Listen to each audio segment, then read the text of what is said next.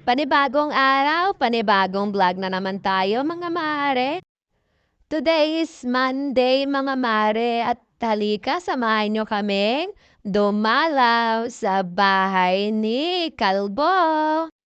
Dahil hindi tayo nakadalaw kahapon dahil ang aming haligi ng tahanan ay may pasok.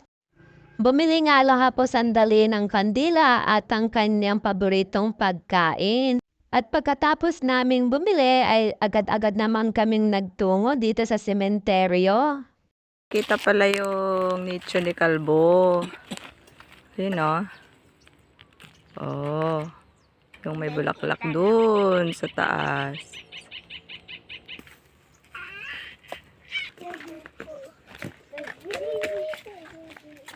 Dapat Bagdad eh.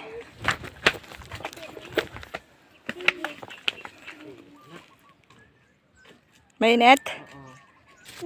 Hi Kalbo! Andito na naman kami. Bakit nawala yung ano niya? Andun ng papa, naglalagay ng bulaklak. May biyahe si papa, kaya hindi nakapunta. Mamaya, pabiyahe na naman. Nawala yung ano niya, pagkain niya. Nawala daw yung pagkain mo? Ah? Hi, Kalbo. Andito na naman ang mama. Kamusta ka dyan? Naubos na naman yung pagkain mo? Ah? Inubos mo daw, sabi ni Ading. Mamatay yung kandila niya. Yan, ang paborito niyang pagkain. Saka ang kanyang Dutch meal. Tapos yung watataps niya. Ang init tambo. Doon sila Ading, oh. Hi, Ading. Oh, hi daw. Ate! Oh, hindi sila makaakyat.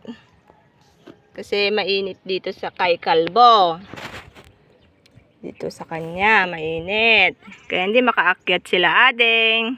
Andun lang sila sa baba. Sa sobrang taas mo, Kalbo, nakikita ka namin dun sa baba. Doon. Kikita yung bulaklak mong yan, no? Mula doon galing kami sa baba. Pag tumitingin kami dito, kitang-kita agad yung bulaklak mo. Kasi ang taas-taas mo eh. Ikaw lang yata yung pinakamataas eh. Totoo yan ah. Ha? Totoo yan. Ay, matutuwa ka. Kasi ikaw lang yung pinakamataas. So, tingnan mo oh. Matatanaw na tayo kaagad na papunta.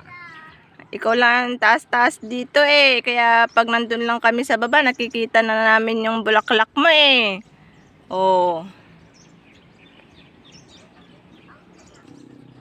So, kahit dito oh. Mabababa, ikaw lang talaga yung mataas.